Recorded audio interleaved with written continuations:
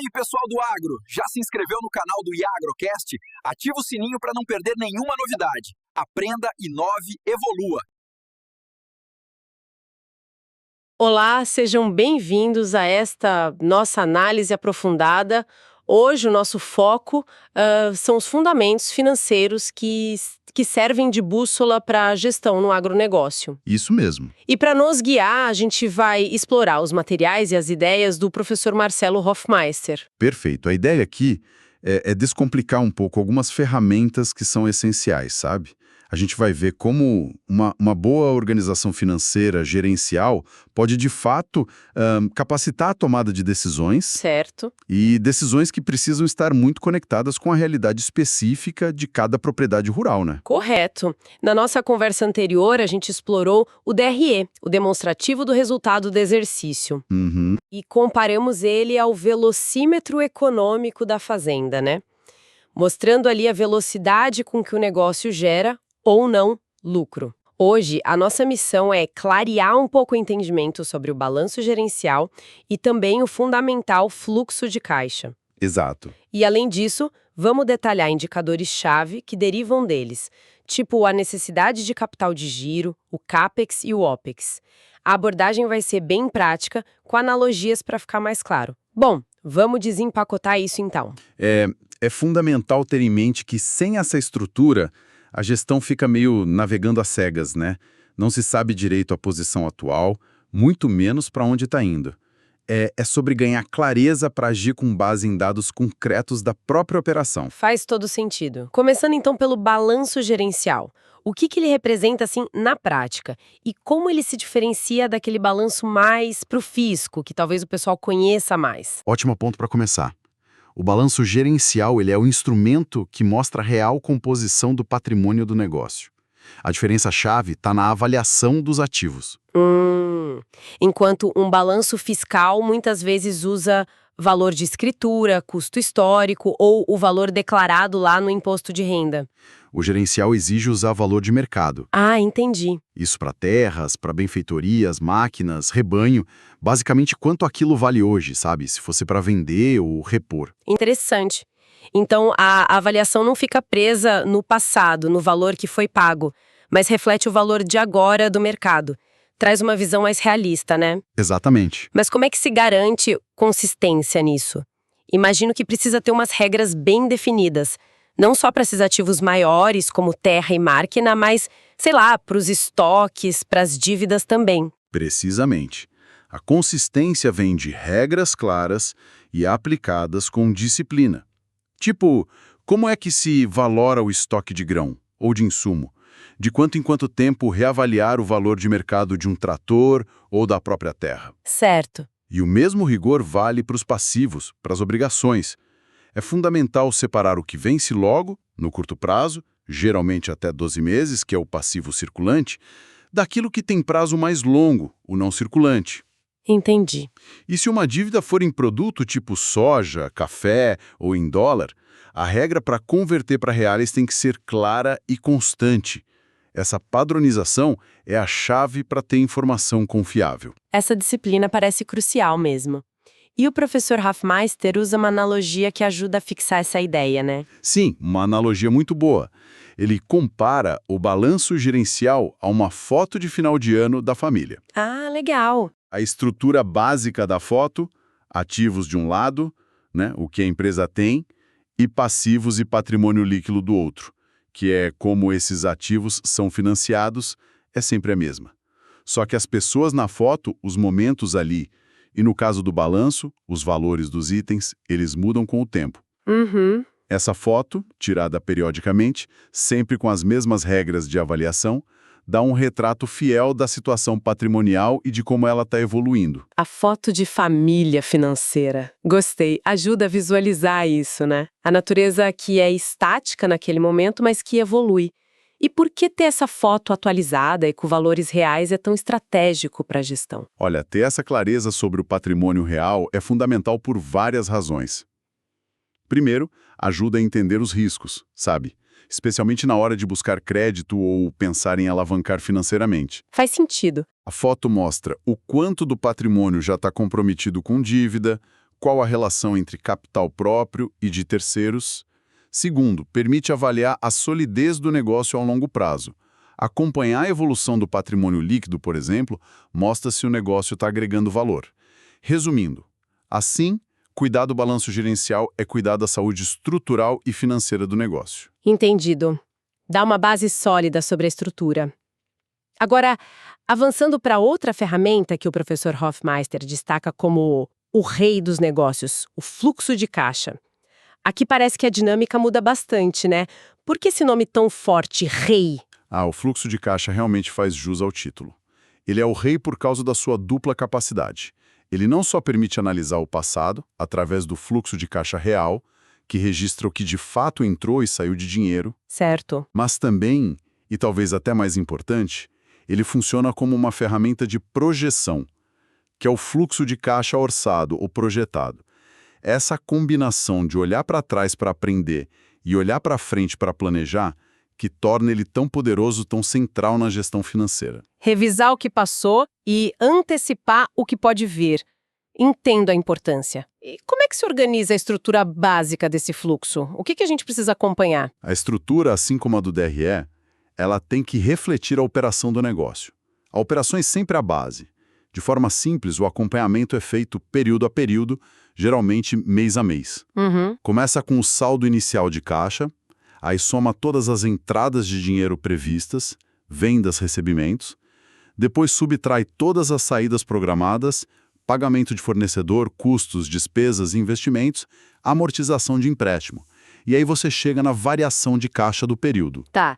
Essa variação, somada ao saldo inicial, dá o saldo final de caixa. E esse saldo final vira o saldo inicial do mês seguinte. É um ciclo. A lógica parece clara. Dinheiro que entra, menos dinheiro que sai, e isso impacta o saldo. Mas na hora de projetar, ainda mais no agro, com clima, mercado, como é que se lida com a incerteza?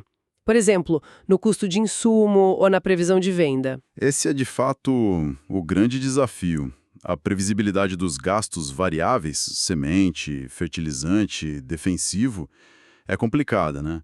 O preço muda, quantidade necessária pode mudar. Pois é. Da mesma forma, organizar e projetar os gastos fixos, mão de obra, aluguel, prolabore, taxas, exige disciplina, um bom histórico e a previsão de receita também é delicada. Depende de produtividade, de preço futuro. Complicado. Aqui, o princípio de Pareto pode ajudar um pouco.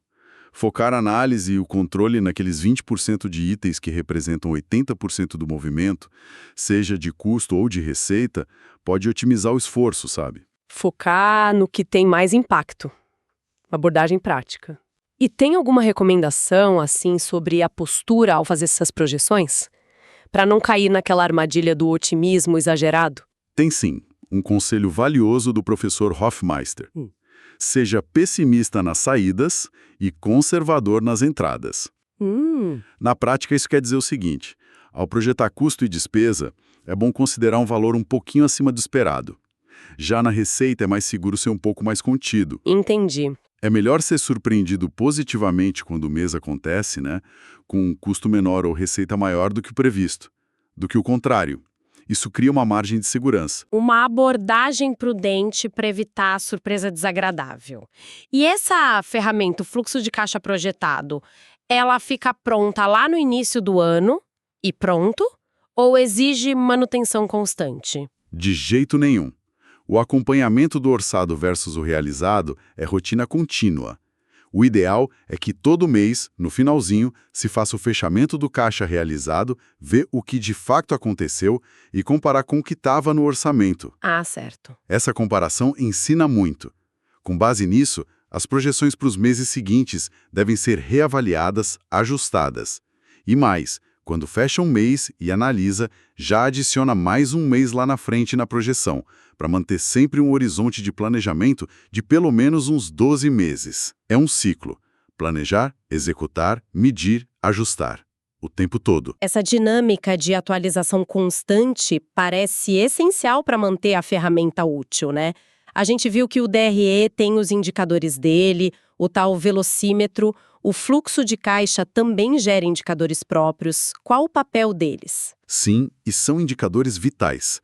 Se os indicadores do DRE são o velocímetro econômico, mostrando ali a velocidade da geração de lucro, os indicadores que saem do fluxo de caixa projetado são como o para-brisa do veículo. O para-brisa. Excelente analogia. O que ela quer dizer exatamente? Ela quer dizer que esses indicadores permitem olhar para frente, sabe?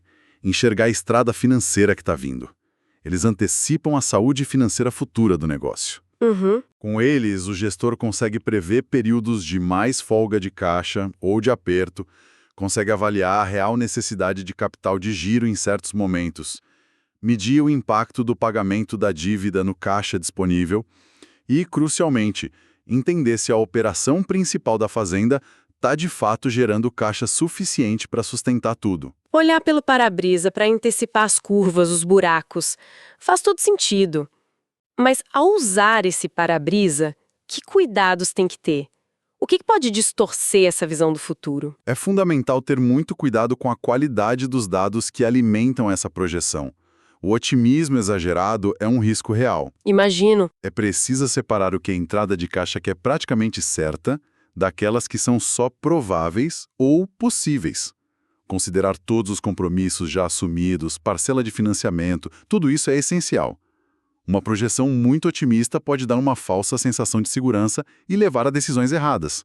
O para-brisa só ajuda a se mostrar uma imagem fiel da realidade futura, considerando tanto as coisas boas quanto os desafios. Realismo acima de tudo, então. Vamos focar em alguns desses indicadores-chave. Um que sempre aparece é a necessidade de capital de giro, a NCG. O que exatamente esse indicador mostra pra gente? A NCG, ela quantifica a necessidade de recurso financeiro para cobrir aquele desacasamento de tempo entre os pagamentos custos, despesas e os recebimentos das vendas, dentro do ciclo operacional. Certo. No agronegócio, esse ciclo muitas vezes é longo, né? O produtor investe em insumo, planta, cuida da lavoura ou do rebanho, colhe ou vende o animal e só aí recebe o dinheiro. Demora. Exato. E durante todo esse tempo, que pode ser meses, ele precisa de caixa para pagar as contas. A NCG mede o tamanho desse buraco financeiro no meio do caminho. E como é que o fluxo de caixa projetado ajuda a gente a identificar essa necessidade? É bem visual, na verdade. Quando a gente olha a linha de saldo final de caixa mês a mês lá na projeção, se aparecer mês com saldo negativo, isso acende o alerta. Precisa de capital de giro naquele período. Ah, tá. O valor negativo mais baixo que aparece ao longo do ano, esse representa a NCG máxima estimada para o ciclo. É basicamente o tamanho do fôlego financeiro extra que o negócio vai precisar para conseguir atravessar o ciclo produtivo sem quebrar, sem faltar dinheiro. Entender isso antes permite planejar como cobrir.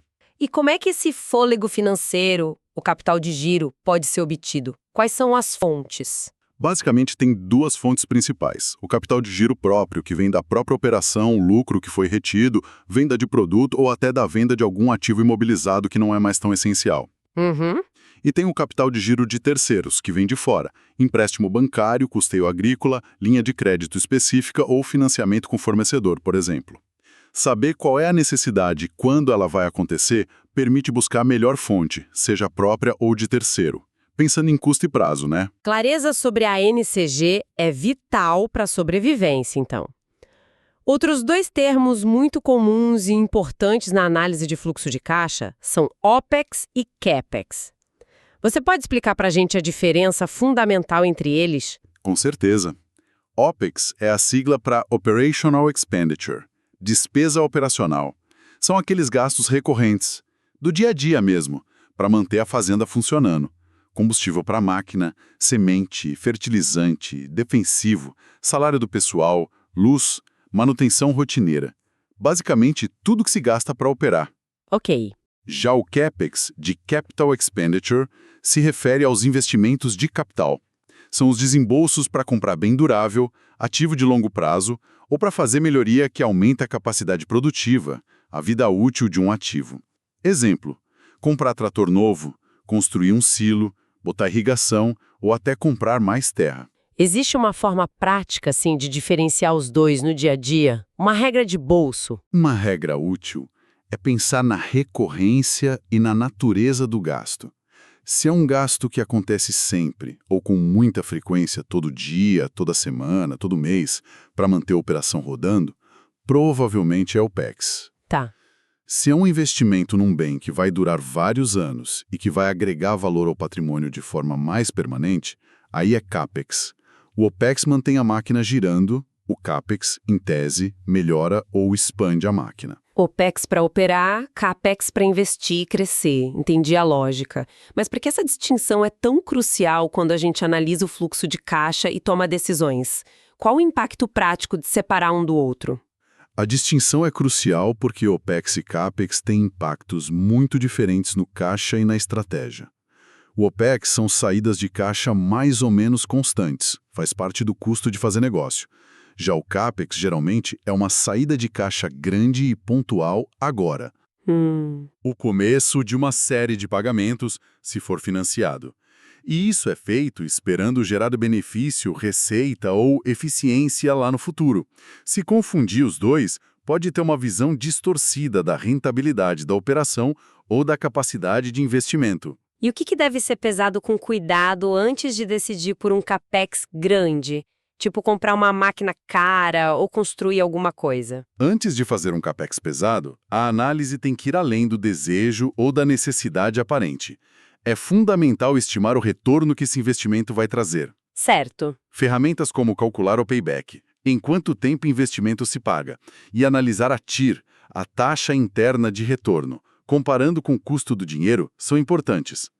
Tão crucial quanto isso é avaliar o impacto desse gasto na liquidez, no caixa imediato e futuro. O investimento é bom, mas ele vai estrangular o capital de giro para a operação continuar? É um risco. Exato. E a coisa fica mais complexa se o CAPEX for financiado. Aí tem que analisar se o fluxo de caixa a mais que o investimento vai gerar vai ser suficiente para pagar as parcelas do financiamento e ainda sobrar um ganho. E, de novo, como isso afeta a capacidade geral de pagamento, a saúde financeira. A decisão de investir não pode comprometer a sustentabilidade do negócio todo. Percebe-se que a decisão de investir, o CAPEX, exige uma análise bem mais profunda que a gestão do OPEX, né? Especialmente olhando para o fluxo de caixa futuro. Além de NCG, OPEX e CAPEX, tem outros indicadores do fluxo de caixa que merecem destaque. Sim, tem outros que ajudam a completar a análise.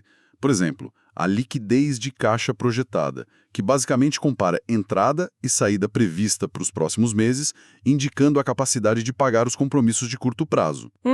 O outro é geração de caixa operacional, que mostra se a atividade principal da fazenda, sozinha, está gerando caixa positivo, sem depender de pegar mais empréstimo ou vender ativo.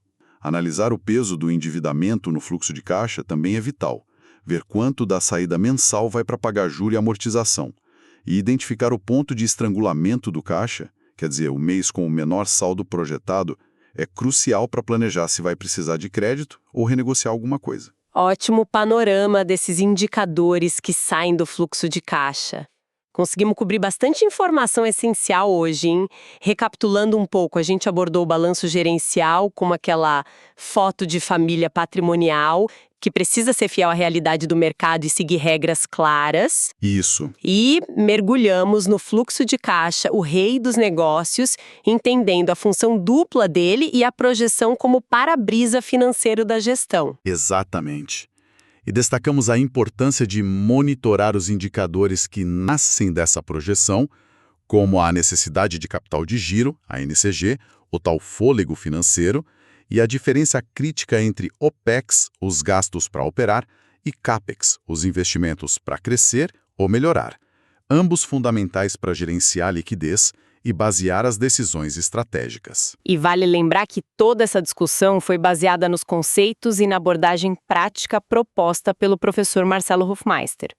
Pensando nisso tudo, qual seria a grande mensagem para quem está lá na linha de frente gerindo um negócio no campo? Olha, a mensagem central é que dominar essas ferramentas, balanço gerencial e fluxo de caixa, com seus indicadores, não é só uma questão contábil, sabe? É uma questão estratégica de sobrevivência e prosperidade num setor que é marcado por ciclo longo, preço volátil e incerteza de clima. Com certeza. O financeiro permite ir além da visão de curto prazo, do resultado de uma única safra. E como essa visão mais estruturada e de longo prazo que essas ferramentas dão poderia influenciar decisões mais estratégicas mesmo? Aqui entra uma reflexão importante, eu acho. Considerando justamente essa natureza cíclica e as incertezas do agro, como é que o uso disciplinado e integrado do balanço gerencial, a foto da estrutura, e do fluxo de caixa projetado, o filme do futuro financeiro, pode transformar o jeito de abordar decisões estratégicas de longo prazo? Pensemos em planos como expandir a área plantada, comprar tecnologia de ponta ou diversificar a atividade, algo mencionado no material do professor sobre os planos da família Lafayette, por exemplo. Como essas ferramentas, usadas não só para registrar o passado, mas para simular cenários futuros, podem ajudar a construir um caminho mais resiliente, mais rentável, equilibrando o risco, retorno e principalmente a saúde financeira contínua do negócio, olhando muito além do próximo ciclo produtivo.